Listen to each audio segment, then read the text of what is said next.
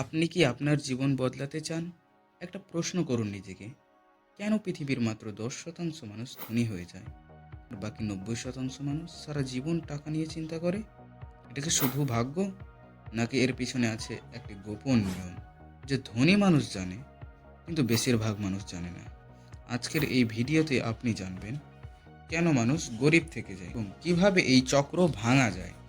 যদি আপনি ভিডিওটি শেষ পর্যন্ত দেখেন তাহলে আপনার টাকা সম্পর্কে চিন্তাধারা সম্পূর্ণ বদলে যেতে পারে।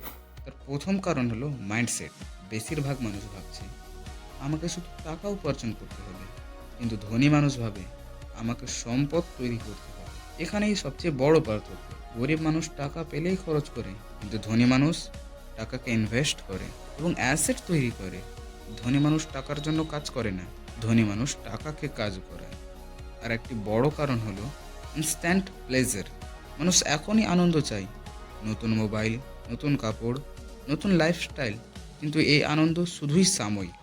ধনী মানুষ একটা ভিন্ন নিয়ম মানে, তার নাম ডিলেইড গ্র্যাটিফিকেশন।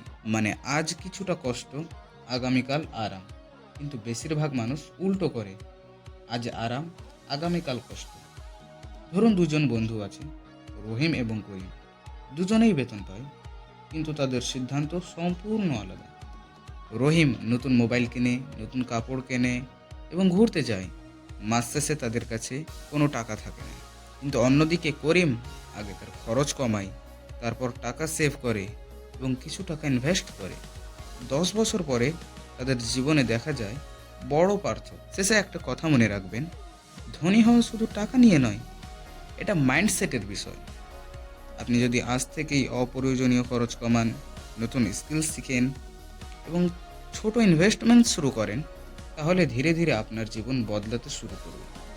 কারণ সত্যি কথা হলো, ধনী মানুষ আলাদা কিছু করে না, তারা শুধু সঠিক সিদ্ধান্ত আগে নেয়। আপনি যদি এই ভিডিও থেকে কিছু শিখে থাকেন তাহলে এখনই লাইক করে জানিয়ে দিন এবং এরকম জীবন বদলানো কন্টেন্ট পাওয়ার জন্য সাবস্ক্রাইব করুন।